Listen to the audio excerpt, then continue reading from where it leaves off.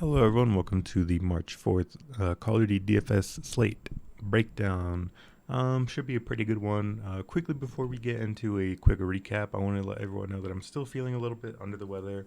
Not sure what exactly it is. I just kind of feel super tired, and I'm just not feeling great overall.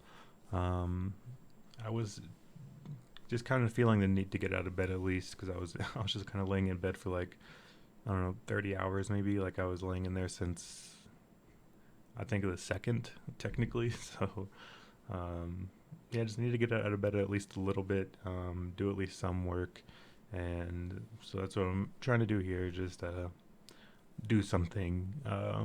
So yeah, that's kind of it.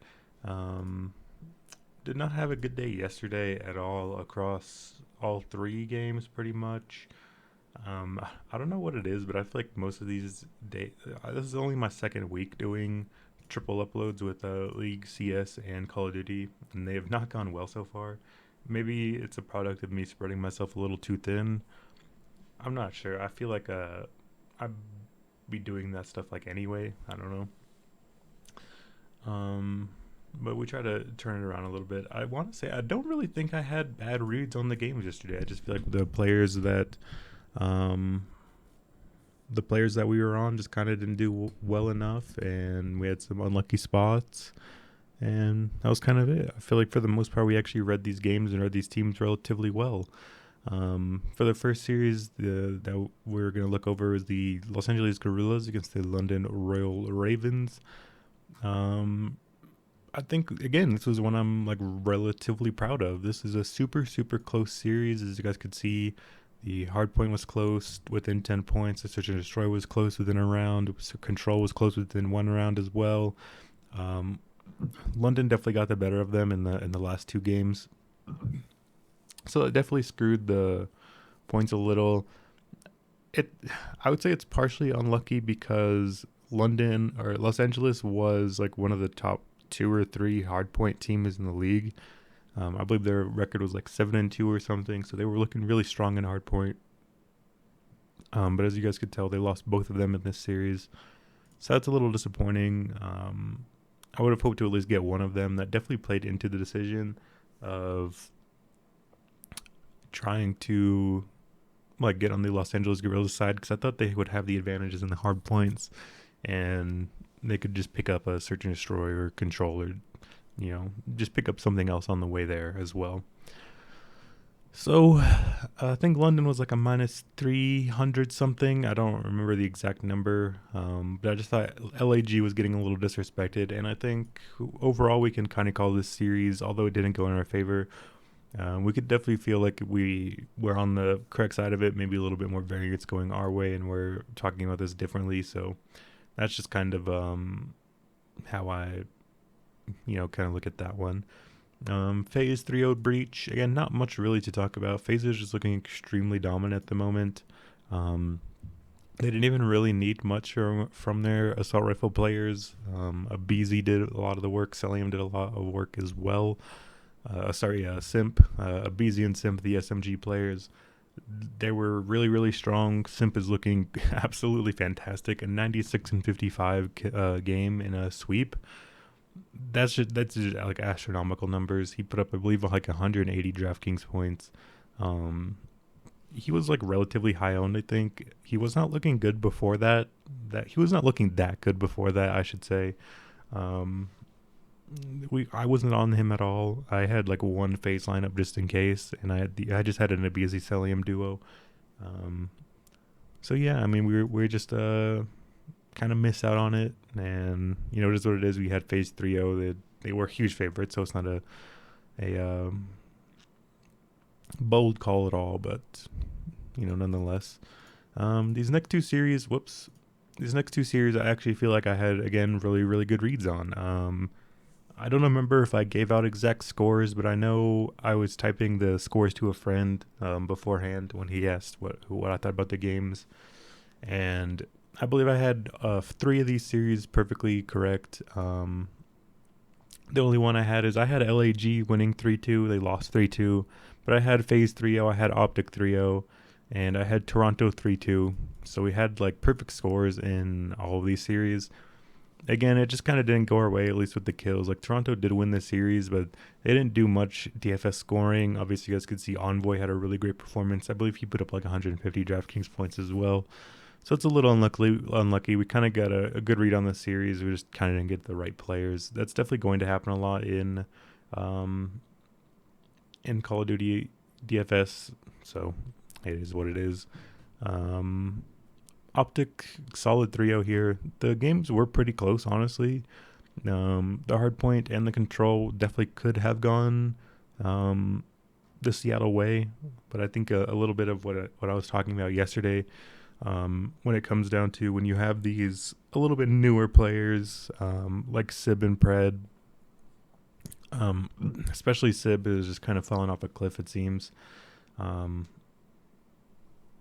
When you have that kind of poor performance, he just wasn't really showing up in the crunch time of things, and definitely felt like he was getting a little nervous on stage. That is something I kind of pointed out and alluded to in a couple of series yesterday. That happened to, that does remind me again about the LAG team against London. I did comment about how London was probably the better team, but they're unexperienced on LAN. You could definitely see the pressure getting to them a little bit. And I think that actually did kind of come to fruition, believe it or not. London did obviously get the win, and it was a map 5 win, so they did prove that they weren't completely out of it. But a lot of the clutches and a lot of it just seemed like a lot of the clutches and a lot of the close rounds kind of lent itself towards the Los Angeles Guerrillas. It seemed like when it got down to crunch time in a lot of the like search and destroy rounds and like the last S&D round, for example, it definitely kind of reared its head there, where we saw the more experienced, more veteran-led team get the better end of these like close scenarios. So that's something to keep in mind. I don't know if any games will have that going for us tomorrow. Not that I believe. We might touch on it when we get there, but for odds, these odds came out, and I believe they're actually already changing relatively quickly. So if whoops. Okay, good thing that I'm on a second monitor, because I'm gonna bring up my Discord picture here and talk about. Whoops, I guess I could just do that. Here we go. So these were the odds I screenshotted this morning. I believe this happened about like around midnight. Just I wanted to get a comparison. So the first game was LAG Minnesota minus 130. They have it now at, whoops. Why is this did they just remove all these lines?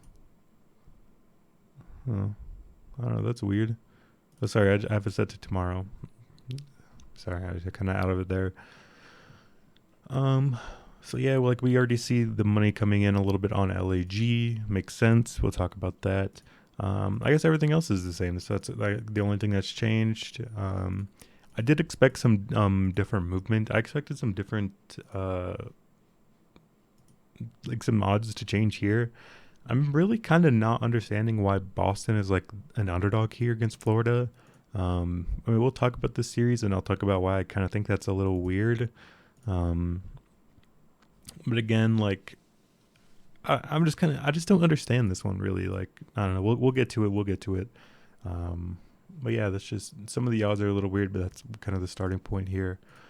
Los Angeles, Minnesota. So it's looking like Minnesota are priced as the slight favorite. I kind of expect the odds to continue to move towards the Los Angeles Guerrilla side. I feel like LAG is definitely the better team. I feel like we just have not seen much from Minnesota that inspires confidence. So we look at their, we compare the teams' regular season performances. Minnesota got the better end of LAG here in the last game of the regular season for both of these teams. So that's probably coming into play there. But then again, we did see LA Thieves beat Toronto, and then obviously when it came down to the land, Toronto got the better of them. I was actually like relatively impressed with the Los Angeles Guerrillas. It just kind of felt like the London Royal Ravens kind of stepped up a little bit more than I kind of anticipated. I think the LAG series versus London was actually like relatively elite. I don't want to say that that either of those teams are necessarily contenders because I don't think they're on that level, but I think they're on a good level underneath them. I don't want to pull out the whole tier list and make it, but I think if I'm looking at contenders, I'm looking at LA, I'm looking at FaZe and maybe Optic. Those are probably the only two. That might be a little surprising to people. I think a lot of people have LA probably in that conversation, but LA Thieves, I probably would not quite yet. But I think LA Thieves are in that second tier, and I think Los Angeles Guerrillas and London Royal Ravens are probably in that like second tier as well of pretty good but not elite. And I just don't necessarily know if Minnesota's in that tier either. Yeah, I mean, we look at Minnesota, they lost to FaZe, they lost to Seattle, London, Texas. They lost to you'd argue the four best teams in the league. I mean, they actually beat Texas, but again, that was an Optic was borderline a different team. So they lost to London, who was looking really elite. They lost to FaZe, who was looking really elite. They beat to Optic, but again, that was pretty close. Kind of throw that series out the window, honestly. They lost to Seattle when Seattle was still probably like strong. So that's another like interesting thing there. So the record is a little deceiving. They actually have been getting like taking some maps off of good teams. They have not played anyone bad. You could definitely say that. Although Optic wasn't looking the same when they played, it's still Optic. Seattle was looking good at the time. London, as we know, has been looking really sharp. Same with the Atlanta FaZe. We kind of know how I feel about LAG right now. I'm liking how LAG's looking. I do get the line on this game.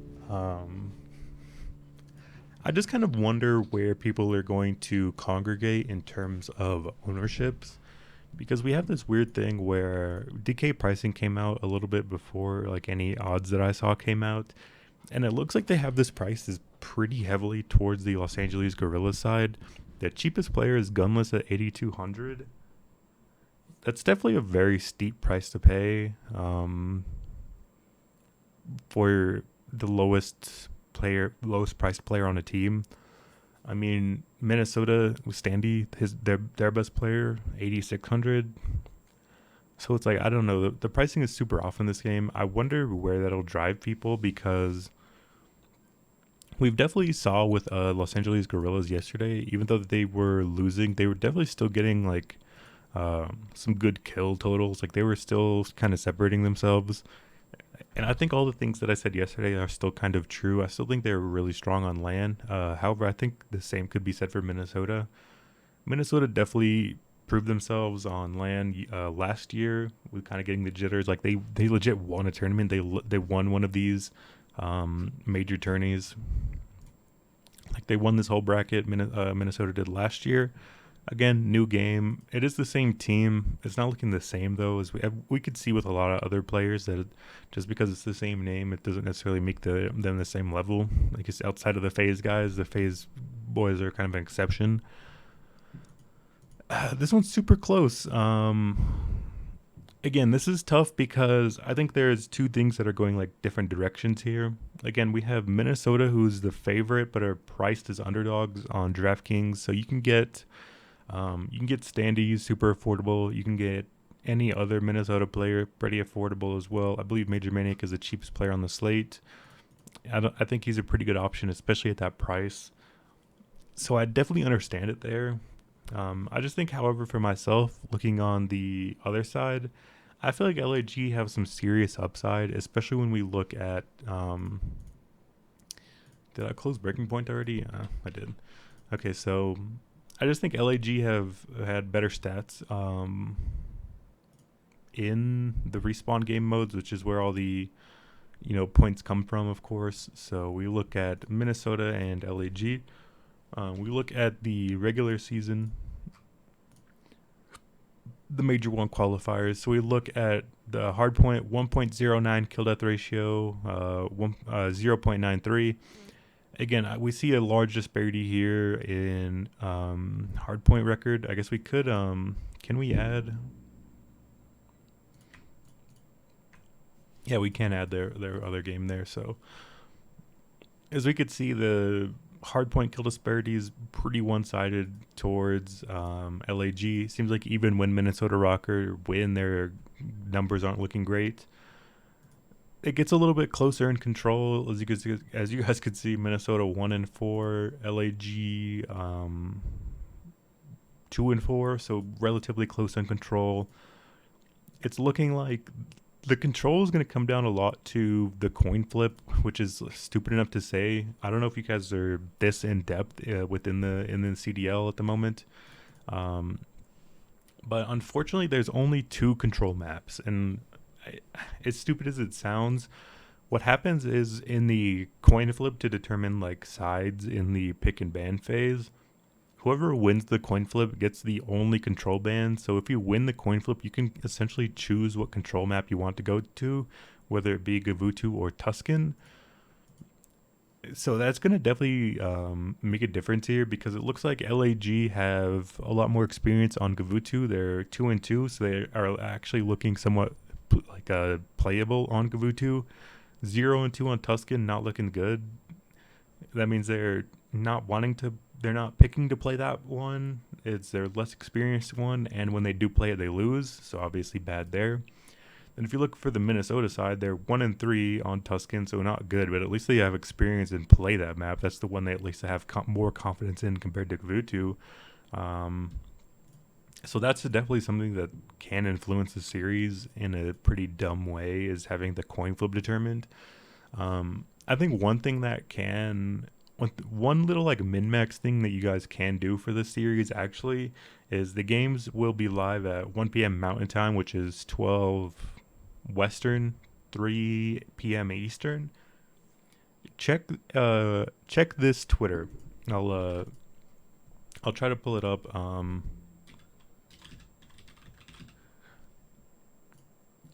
It's called, I'll try to link in the description if I remember. I don't know if I will. But the Twitter is called CDL Scrimtel. And essentially what they do is they just kind of they check called the official, I forgot what it's called. It's like the Call of Duty official database or something, and they get the map picks and bans before the games even happen. As you guys could see, this happened about, the map set was released about 30 minutes before the actual games took place. You guys might have to look up a photo or something if you're not that familiar with the game. This was Gavutu, and then for comparison, I don't think there is a Tuscan here. I don't know, but the point is, if you guys do want to check the control map and see for yourself, this CDL Scrimtel, I believe, should tweet it out again. And then I think that will play a role in this series. I don't know if it's necessarily going to change my pick. However, I think I'm going to lean towards the LAG, Los Angeles Guerrillas side. When I saw the odds for this, I kind of thought, when I saw the game before I saw the odds, I was kind of thinking Minnesota would be a decent underdog. But now that I'm seeing that it's like a close pick'em, and in some spots they even have Minnesota as the favorite, I feel like all the upside leans more towards the Los Angeles Guerrillas side. Again, we see the big disparity in the overall kill death ratios. When it comes to hardpoint, it's a little bit there in control, but not a whole bunch. 102 to a 0.96. The main thing here is hardpoint KD. This is kind of where your bread is buttered in Call of Duty DFS. We know that the respawn game modes dictate DraftKings scoring considerably. that's just kind of what it is. The search and destroy does matter for the team slot. That definitely does favor Minnesota. I do think Minnesota definitely is the better S&D team. I think they're one of the better S&D teams in the whole league. But again, that doesn't really help you a lot when it comes to DraftKings scoring other than the team slot. So that's something to keep in mind. I don't know if it'd be crazy. It'd probably be pretty crazy, but I don't think it's like I don't think it's like unrealistic to think that you could play some LAG players with the Minnesota team slot, because if Minnesota win like the first search and destroy and then they steal a close hard point or they steal the control, and let's say Los Angeles Guerrillas win map 1 and 4, which are the two hard points, and then Minnesota win maps 2 and 3, and then we go to 5, I could definitely see the Los Angeles Guerrillas players being on the better side of it, but the Minnesota team being on the better side of it. The Minnesota team is 2,600 on DraftKings. I guess I could bring that up here. So that's like a decent spot for savings as well. Probably not advisable unless you're really wanting to get weird and risky with it. But it's just a thought, and I think I don't think it's crazy necessarily. So yeah, that's going to be it for that one. I think my pick is probably going to be Los Angeles Guerrillas 3-1. Again, I feel like giving score predictions in Call of Duty DFS is a little misleading because it does a lot come down to just player scores. Like, and again, I say this every time, but unless there's a sweep, the game score doesn't matter. All that matters is your players kill death ratio. Obviously, if you're winning, you're going to probably have better numbers. But again, it's not impossible or crazy to think that a losing player or two have good scores. I think this one is LAG 3-1. I think they win all the respawns. I think they have pretty good numbers in those respawns. I think they probably dropped the search and destroy to Minnesota, but I think that's fine. I still think the players can definitely get there in a 3-1, hopefully winning all the respawns for the LAG side. Again, they are pretty expensive. It is tough to get to most of these players. We can quickly check the player stats for the Los Angeles Guerrillas.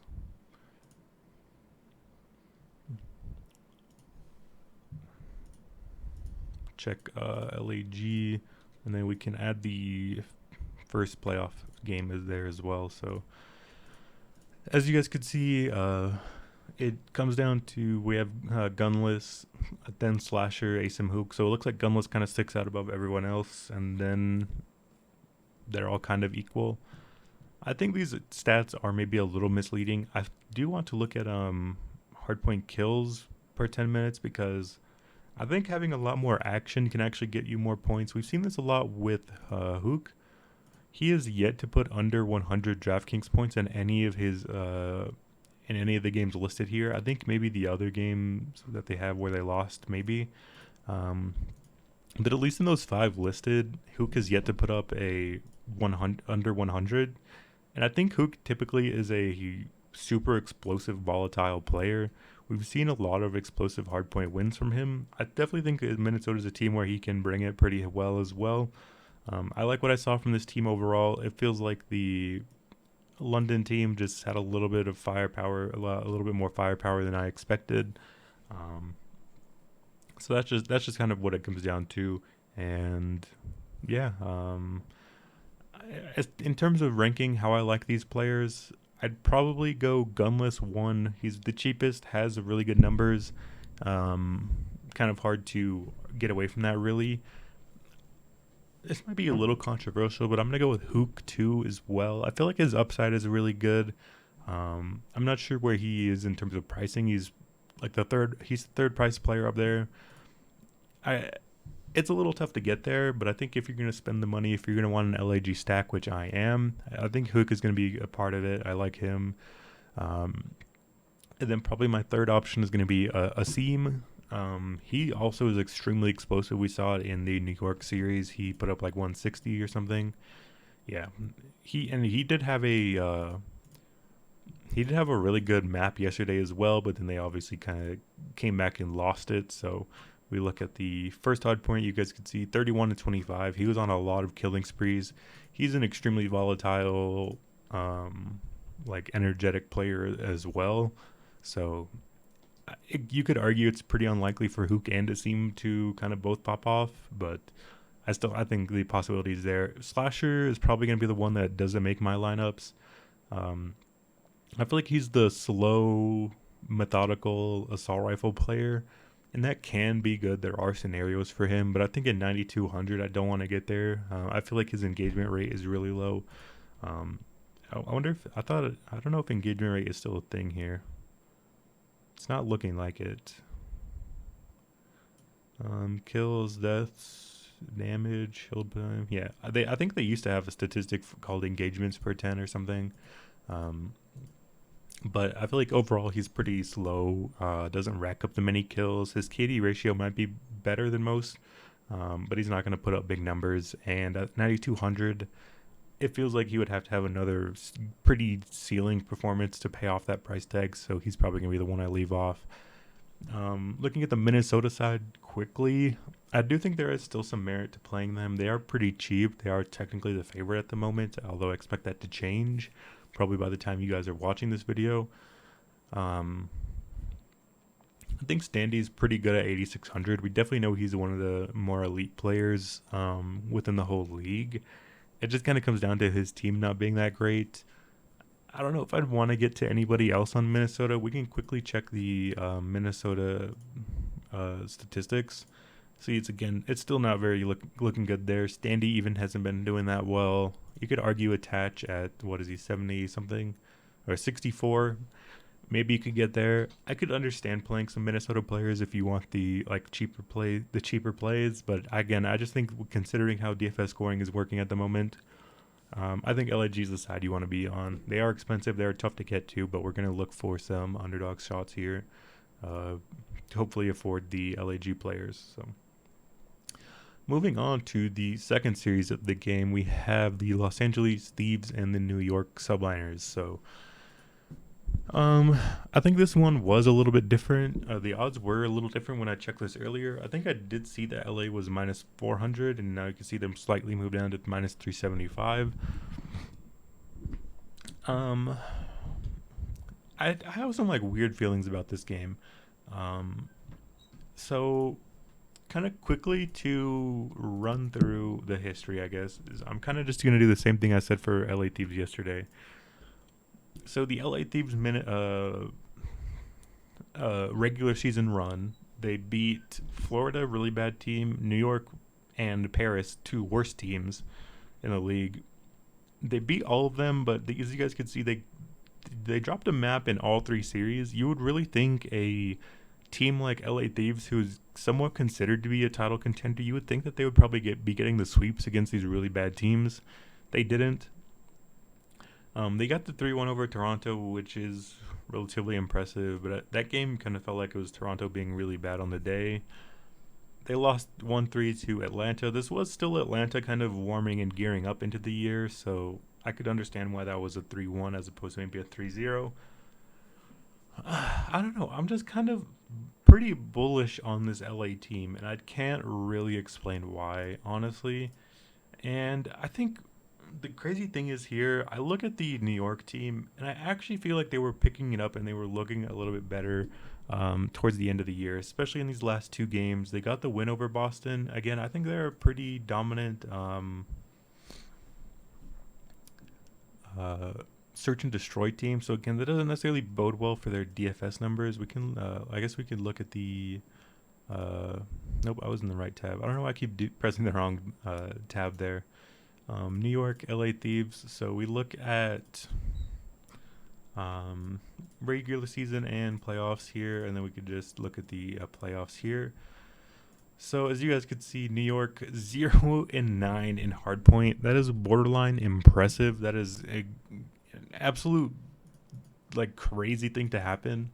0-9 hardpoint versus a 10-0 hardpoint. So it's really, really tough for me to convince anyone of anything different when it comes to LA Thieves being the better team, especially in those respawn game modes. I just went over why those are so important. Um, they do make the scores like relatively close though. That's something I do think that they have been doing well. They got 189 here against FaZe. As you guys can see, they actually had some decent individual performances. I mean, relative to expectation here, they're going against the best team in the league, and they were all kind of pitching in. When it came to the other hard point, again, relatively close score wise, got 190 against the best team in the league. Clayster did well again, and it's pretty rare. I think you see two negative performances from Hydra. He's one of the better players in the entire league, so that's something to kind of look at and keep in mind as well. Again, they won this series strictly by 2-3-5ing, which is only winning the search control and search again. So it's definitely really, really tough to get there on them in DFS. So I guess I may be talking about this a little bit more from a probably like a betting standpoint, which I typically don't. I just feel like I don't know. I can't explain really why. I'm not sure what it is. They make these games close and scrappy. Their kill death ratios are really bad. I just think they play the game really well. Overall, they do still have good veteran leadership in Clayster Crimsix. They don't have Neptune anymore. It is royalty. Hydra is a very solid individual player. Again, like I just said, one of the better players I think in the entire world in the whole game. So I don't know. I just feel like this New York team is kind of underrated, as crazy it sounds. Again, 0-9 hard points and throughout the whole regular season. They're going against LA Thieves, who are 10-2. Granted, I do think that record's a little inflated because they are playing really, really bad teams. But I think even if you look at just the Atlanta FaZe series, they won a hard point. The Toronto series, I think they won one as well. The second Toronto series, they won both hard points. So it's hard to argue anything but LA Thieves. Probably, like especially on DraftKings, as you guys know, that was kind of my thing all throughout the regular season. I said just pick any team against New York, and they're gonna provide you with DraftKings goodness. It's worked out so far, especially in hardpoint. You look at this overall hardpoint KD 0.85. It's super super tough. You have to like LA Thieves here. I don't know. I just kind of have this feeling that LA Thieves are kind of getting a little bit overrated. They're getting a little bit too much fluff. I just feel like New York are a little slept on. I feel like, again, we've seen how Clayster, I guess, specifically was stepping up in these more recent games. This one was they won the search but lost the hard points and controls. I mean, it's brutal. 0-9 in hard point. It's brutal. It's brutal. I just feel like, again, they've been close. I wish there was a better way to look at their like scores necessarily. So let's see if they have other ones here. They have the LA Thieves one, LAG. I guess I have all of them here. So we look versus FaZe. They got 190 in both games. I think this is actually like a kind of decent performance. Again, FaZe, best team in the league, probably by a good margin. And 190 and 190. And that was with Hydra having bad day as well. Pretty rare. Again, Clayster had some decent numbers here. I think that's a positive. I think that's something that they can like. Again, lost 2 hard points pretty close. 180, 200. Again, not good individual numbers. Definitely, I don't know. I feel like I can't stress that enough, but really bad individual numbers. Lost them both close. Again, much worse team, but, same sentiment. Again, over 200 in both of these hard points. I feel like they're so close. They know how to play the game so well. They just need a little bit more of a... they just need somebody to step up other than Hydra. I feel like they've been having people step up. Again, I don't know. I feel like you guys kind of know what I'm about to say. But we see again, this is their worst hardpoint loss, 160, but then another close one here. This is when Seattle was really good, 170. I don't know. This one is super super tough. I say that for a multitude of reasons. One, I I do kind of lean New York. I kind of think that they're a little bit underrated. I feel like people are kind of um, similar to like yesterday. New York was a little overrated because of online play. I do think LA Thieves are fine on land. They have veteran players. I don't think they're going to be worse on land, like maybe how I expected London to be. But I definitely think there's going to be an improvement for New York on land. We definitely know we definitely know Clayster and Crimsix are going to bring the fire, bring the passion. Um, they know that they're no 0-9 in hardpoint. They know all that stuff. They like when this roster was assembled, they were assembled to try to compete and win titles and do that stuff. Again, it's not looking good. 0-9 hardpoints. I understand all that. Um, if you guys just want to follow the side of LA Thieves, I think that makes a lot of sense. I do think they're going to be relatively popular, especially Octane, maybe Draza. I'm not sure. I think all the LA Thieves players are viable. They're pretty interchangeable in terms of individual score. I don't know. I just kind of have this feeling that New York is going to kind of shock the world here a little. See, they do have engagements per 10 here. I don't know why they don't in the other tab. So I knew it wasn't crazy. Um, but yeah, I mean, I'm just gonna kind of pick New York here to win this series. I think arguably they're a little bit better of a money line bet. I think maybe I don't see the value in going New York plus 1.5 because if you're betting New York, then you probably think they're going to be winning 2-3-5. So if you think they're going to win 2 and 3, then you're probably going to think they're going to just win 5 as well because they're the better team in Surge and Destroys. I think there is good value in this New York plus 260. Um, yeah, I mean, that's just kind of it. Again, for DFS purposes, I definitely see the appeal for LA. I've been preaching.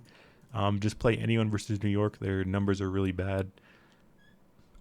I don't know. I'll let this series kind of dictate my day, and if LA just stomp them kind of like how everybody expects, then I'll be having a gray zero when I open my DraftKings app. But I'm gonna probably be a little bit heavy. I'll be heavy on New York. I'm just gonna leave the LA Thieves alone. I don't think I'm gonna be getting there at all. Um, Again, I do think Draza and Octane are pretty decent values, like I said, because of all his stats about the hardpoint and stuff. But I don't know. I just have this feeling that, again, LA a little overrated based off of um, them beating up on bad teams during the regular season. Again, that one of those bad teams was New York. I understand that, but I just feel like they have an inflated record. I feel like they have an inflated hardpoint record. I feel like we do have good veteran leadership here in Clayster and Crimsix who do have the knowledge and ability to turn things around. I think they have multiple pieces in Hydra and Royalty.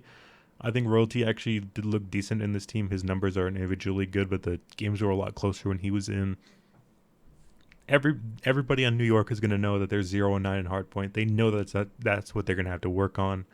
I just hope they can maintain the rest of their game modes while they also are working on hardpoints. So I'm just going to take the New York underdog pick here. It's going to be crazy. I get that. If you guys want to just side with the LA Thieves, it's fine. If you want to go a little bit lighter overall and play New York, I think that's probably advisable as well. There a lot of the numbers and stats on this definitely go against kind of what I was saying. This is more of a feel thing, just based off kind of how I feel sometimes these things go in Call of Duty. But yeah, I mean, I just kind of have this feeling where LA Thieves a little overrated, New York a little underrated. Hopefully they get meet in the middle a little bit, and New York have improved their hard point. So that's kind of what I'm thinking. I don't know why I keep not being able to open up the player stats. So yeah, we look at New York again. Not good. It has been Hydra. I believe that a lot of his Crim Six numbers are coming from like one series. It feels like he was a lot better in. Um, he had like a really good control, I think. So yeah, he's a much better control numbers. Hard points a little close. It's definitely Hydra and somebody. I don't know if three. I don't. I probably would not get more than 2 stacks. I think one-offing Hydra is very viable. I think getting down to either Clayster or Crim Six. I guess my lean would probably be. I don't know. That one's tough actually. I wish I didn't close these New York ones. New York. Let me just quickly look at the maps and then I can have a little bit better of an idea. So, it was Hydra and Clay. It was Hydra and Crim. This was the really good control. And then it was, I guess, Clay and Hydra again there. For the Boston series. Heading over to the Atlanta one. It was Clay. Didn't have much help. It was Crim Six, who looks like a control god, it looks like. Hydra. Clay again. So I don't know. It looks like you could probably get to anyone but Royalty. I think he's kind of underpriced. He should probably be the 4th most expensive New York player. It's going to be Hydra and Clay or Hydra and Crim for me. I don't know. I'll have to look into that maybe a little bit more later. I'm probably going to have like one lineup where I triple stack New York. It's probably pretty inadvisable, that's for sure. But again, I'm fine with it, and I'll take my lumps and I'll take my risks when I feel like they're justified and make sense. And I think this makes sense. So yeah, that's gonna be it for that one. I'll lead in New York, and I like those players, so we'll take our shots. Boston, Florida, 3rd series. I kind of need to pick this up a little bit because I can already feel my voice kind of going. I've been talking for a while. Again, the odds were on this one. This is what I alluded to earlier. The odds in this one surprised me a little bit. I was definitely expecting Boston to be the favorite, and I thought Florida would be a interesting underdog. But now that I see Florida is getting priced as the favorite, it's a little weird and kind of I'm kind of confused on it. We look at DK pricing. Yeah, they have Boston, Florida close as well. When it comes to the players, Florida's pretty cheap. Again, this is one where we have the underdog kind of cheaper on the DraftKings scoring. Yeah, that's pretty interesting.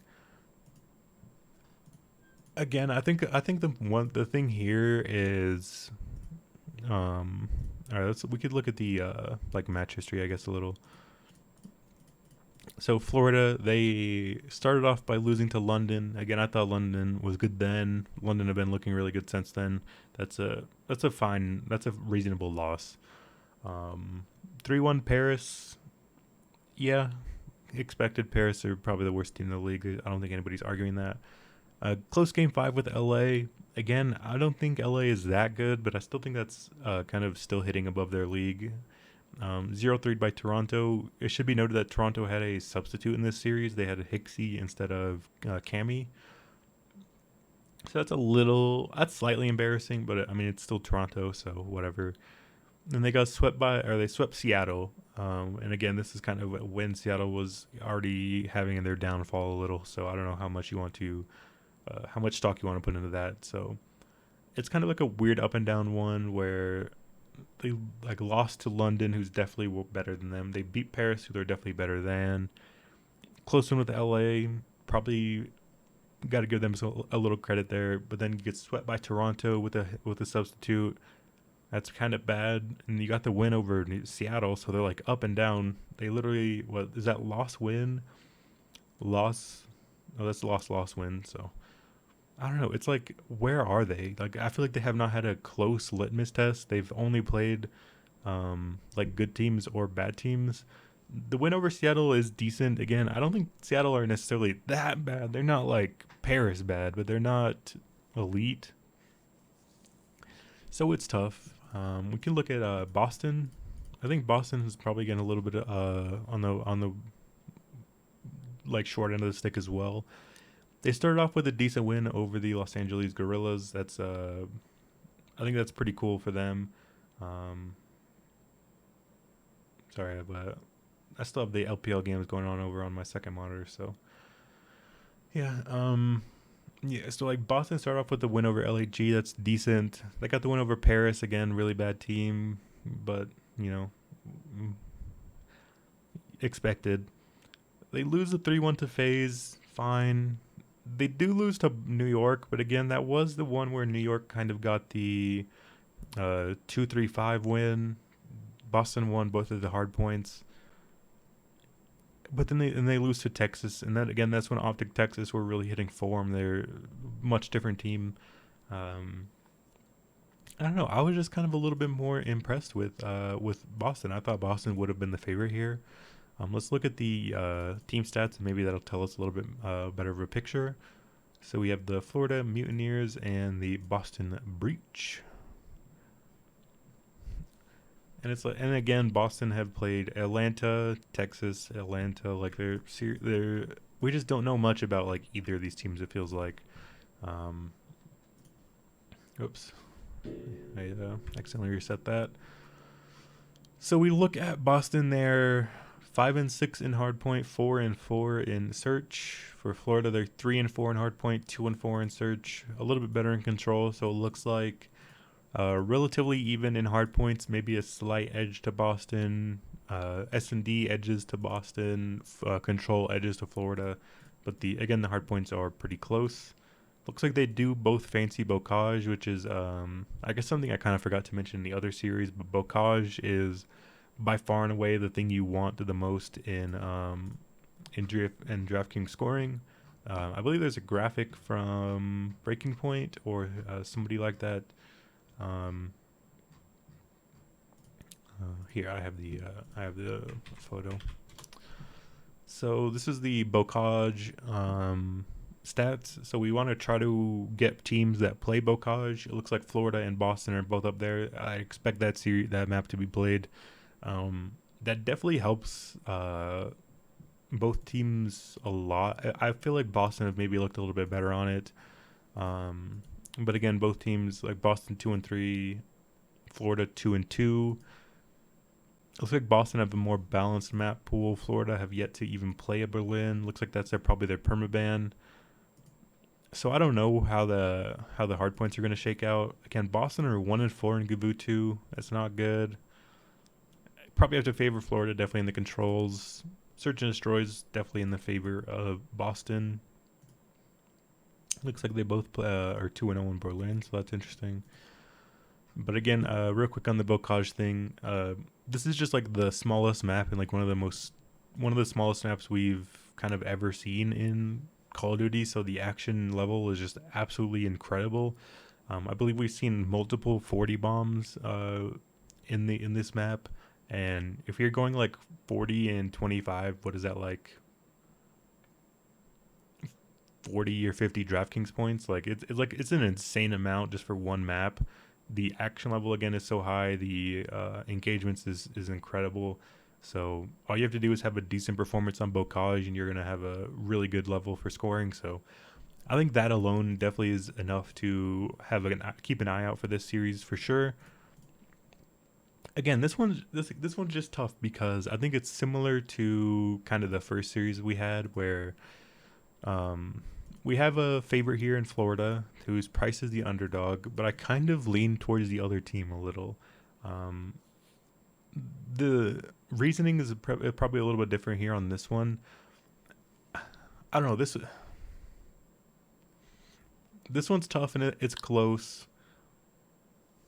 I just think my initial lean was just I expected Boston to be the favorite. I think maybe looking at it a little bit more, I understand why it's so close. I was just kind of a little surprised that Florida was the favorite here. I think overall, when you're looking at DraftKings, I think the better option is the Florida Mutineers. Again, they're cheaper.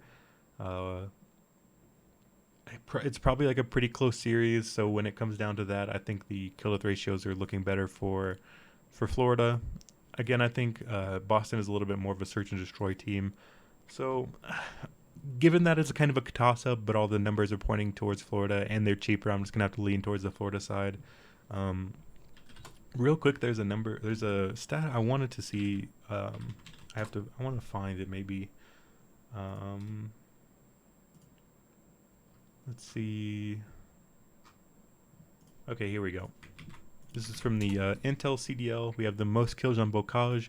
We have Simp, Vivid, Envoy, Vivid, Gunless. So, I mean, it's looking like that's a little bit of Florida's map. It's looking like it's Vivid's map. We know Vivid from Call of Duty Cold War last year. He was an insanely aggressive player. He would always have like insane levels of engagement. As we could see, that's definitely true here in the engagement numbers. He's 7 more engagements per 10 minutes than the next closest teammate. That is an incredible number. I believe he's super cheap. He's 68, so yeah, I definitely like Florida. I like Vivid, especially at that price. Hopefully, he goes a little overlooked because of his overall statistics. Again, if we look at his like overall KD, he's I guess he's second, so maybe he doesn't get overlooked.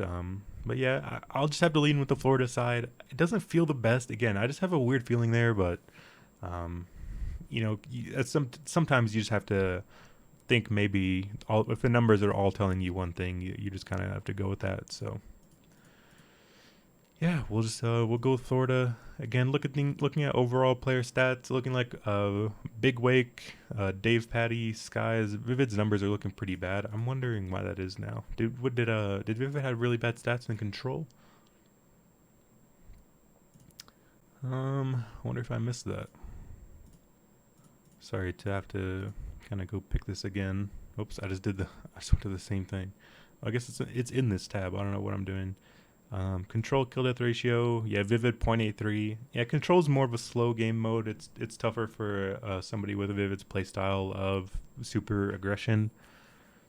Yeah, Dave Patty's putting up some decent numbers. Big Wake is as well. Skies is having a lot of hill time. I almost feel like anybody on Florida is pretty playable, honestly. Ranking them in terms of who I like, I think it'd probably be Big Wake Awakening at 88.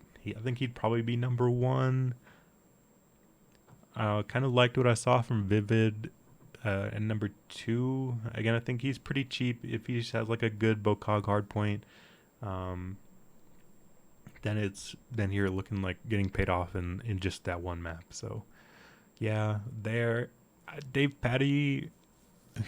I'd probably still have Skies 3. I know the numbers aren't that great for Skies, especially compared to Dave Patty.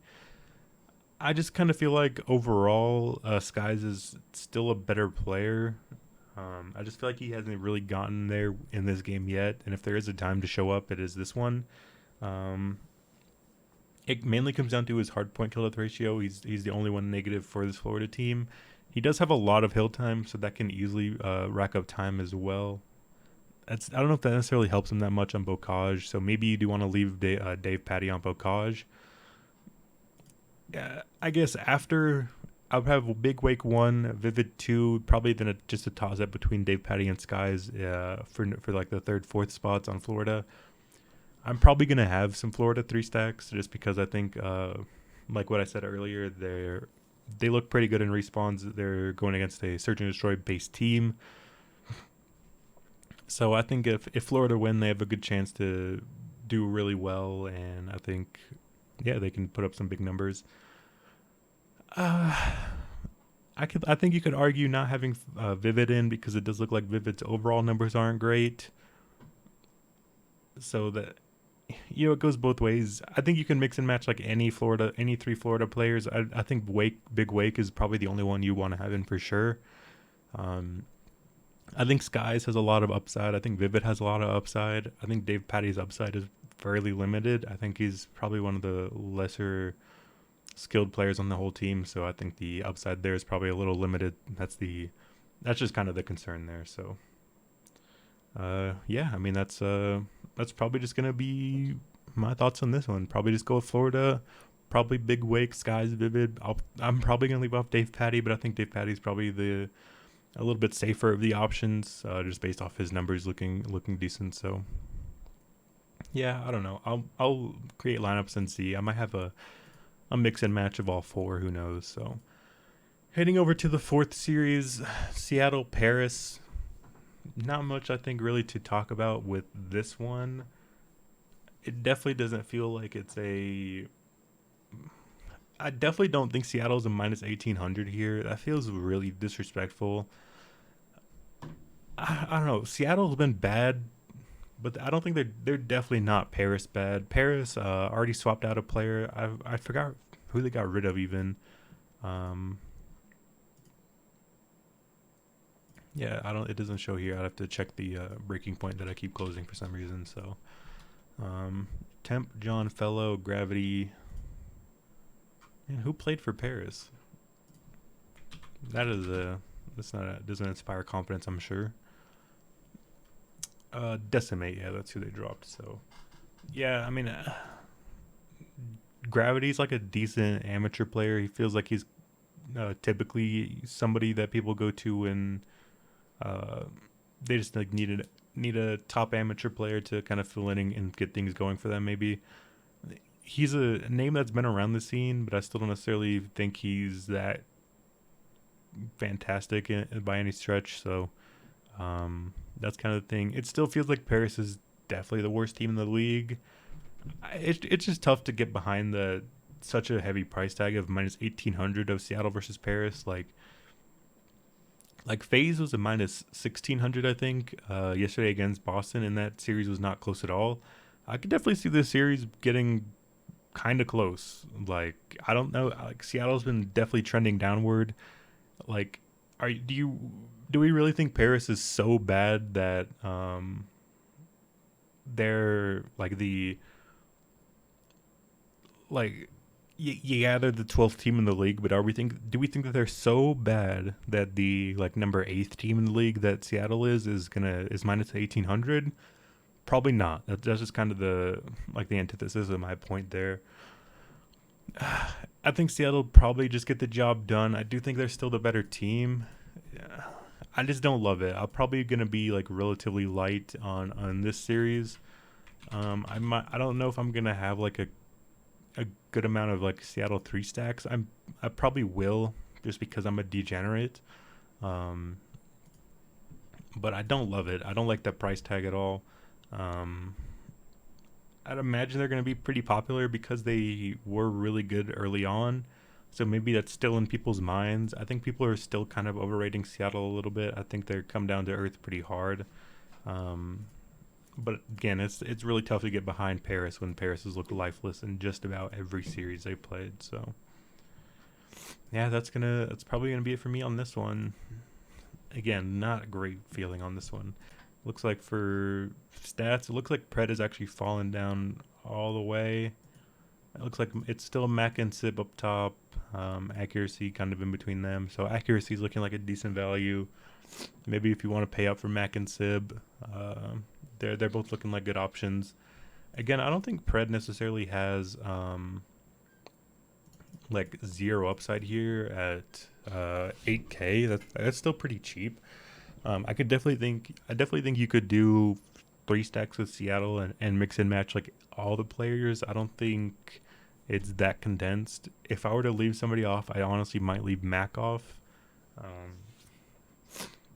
I don't know. That's just we'll have to look at like so Seattle versus Optic got swept here. Obviously lost here against Seattle as well. Also against Florida as well. So they only won at the beginning of the year. This one's weird to look at because you don't know if it's like their stats are bad because they lost or they lost because their stats are bad, that kind of thing. Looks like in this series, it was Pred and Mac. So Pred was actually competitive against Optics. That's good to see. In this one, it was just accuracy. He had no help.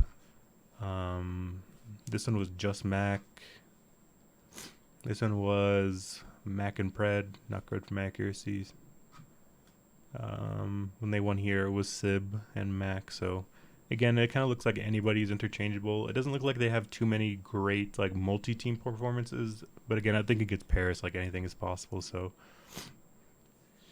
yeah, I think that's probably going to be it for me here today. I feel like I talked a long time about this game, about this series. I think that's or about these games. I think that's fine. There's a lot of stuff to go over, so um, yeah. I mean, I'm pretty fine with that. Hopefully, you guys got use out of like maybe a little bit longer form video. Um, yeah, I think there is a lot of stuff to talk about in those middle three series. Don't know if Seattle Paris needs a lot of talk. I just would not have Seattle as that big of a favorite. That's all. I don't think Paris necessarily win. I don't know if Paris even necessarily have a chance. But minus 1800, that's like 100% like money back guarantee levels. Like, and I just don't think that's it. I think they're very likely to win, but I don't know about like that level. So I mean that's just it there. So yeah, I mean, we talked about a lot of teams, a lot of angles, a lot of players. So hopefully you guys are able to build a lineup or a few, whatever you guys do typically. Um, yeah, I guess I'll quickly touch on what to do with captaining or general lineup construction as well. So in terms of plays for tomorrow, if that's all you guys wanted, you guys can click away if you want to. Uh, but quickly for just general roster construction and like what to do with captain and team slot as well. What I've had success with this year is just 3-2 stacking, just stacking 3 players, 2 players, and team slot. I guess is pretty interchangeable. It does make sense to have your team slot there as well, but I'm still fine with mixing and matching. So yeah. I do think there is still definitely merit to doing things like 2-2-1. If you want to get some like expensive players in, you need to bring in a value piece from somewhere else, or you have all the value and you want to bring in another expensive piece. I think 2-2-1s are fine. They're just kind of not my preferred method. Typically, the way I build lineups in Call of Duty, and that's what worked for me early on. Like won a bunch of money early in week one, is I just had three stacks and 2 stacks of 3 different teams. I would do a primary stack and a secondary stack of whatever teams I liked, and then kind of mix and match that way. Ended up working pretty well at a super condensed player pool. I think I'm probably going to try to do something similar here as well. I might have exposure to all 4 games, and I'll probably by the end of the night, I'm going to end up making way too many lineups. That's typically how it goes, but I think there's some spots here I like. I think the more I looked over it, I definitely liked the Florida side a little bit more as I talked about it. I like the LAG side more as I talked about it as well. Again, probably just going to take the underdog shot in New York, but I don't think I'm going to have New York in every lineup just in case that series gets weird. Yeah, I don't think I'm going to have any of my opponents. Again, that's something that I do. That's, I guess, like some people don't like is I don't like playing lineups against each other. I don't like having New York and Los Angeles lineups. I don't know. I just don't like guaranteed losing. That just feels kind of bad. So I don't know. I just don't do that. For team slot, quickly, you do just want teams that are more likely to win search and destroys. That's kind of where all the team slot prices come from, is the bomb plants and diffuses, and just like winning in those search and destroys, getting those round wins and that kind of stuff. Again, we kind of talked about the teams that are probably going to do well in the search and destroys, Boston and New York, or Boston, New York, and Minnesota. It's a little tough because I don't really like any of the players from those teams. I would say Seattle's probably like my go-to team slot. If they're pretty expensive though. I think you can get away with like let's say you do have a LAG and a Florida stack, for example. I do think you can just slot in the New York team slot. New York team slot is really cheap. And I think they can kind of pay that price tag off even if they don't necessarily win the series. If they go to a 5th map, they're going to be probably super happy. I think even if all they do is win the search and destroy, they can put up like 25, 30 points as a team slot. Could open up at other things. Yeah, so it's tough because typically the teams that are good in search and destroy are not good in respawns. So you want a good team slot where they're good in search, but you want good players where they're good in respawns. It's kind of counterintuitive there. That's why I'm probably going to be heavy more on like the Seattle side. because I think Seattle's pretty good in search and destroy. I think they're decent in respawn as well, so I think they have a good chance to get a 3-0. Um, yeah, I think that's it. Again, I don't mind taking like an underdog like team slot shot. Minnesota's I think is in a good spot to win. Some respawns. I like Minnesota to win, maybe like a 2-3-5. New York is definitely more unlikely, but they're cheaper. So when it comes down to team slot, I think Seattle, Minnesota, New York, maybe Boston. But yeah, I think I'm gonna go ahead and have to call it here. My voice is going pretty quickly, so yeah. Hopefully you guys got enough information out of this video. Again, lock is relatively early, but I think I'm making this in the morning so people wake up. Hopefully get this video and create some lineups, and we can win some money. So that's the plan. Best luck to you guys tonight, and I will be seeing you guys. I don't think there's a slate tomorrow. Typically, unfortunately for the majors, just the way the format is, it's not very conducive for DraftKings. So I think this is unfortunately going to be the last DraftKings slate for Call of Duty until the next season starts. If that's not the case, then I'll see you guys, when I see you guys. But unfortunately for Call of Duty, I think it's not going to be around for a while. So yeah, hopefully you guys can tune into my League of Legends and CS:GO content while we are out of Call of Duty stuff. But yeah, that'll be it today, and best luck to you guys.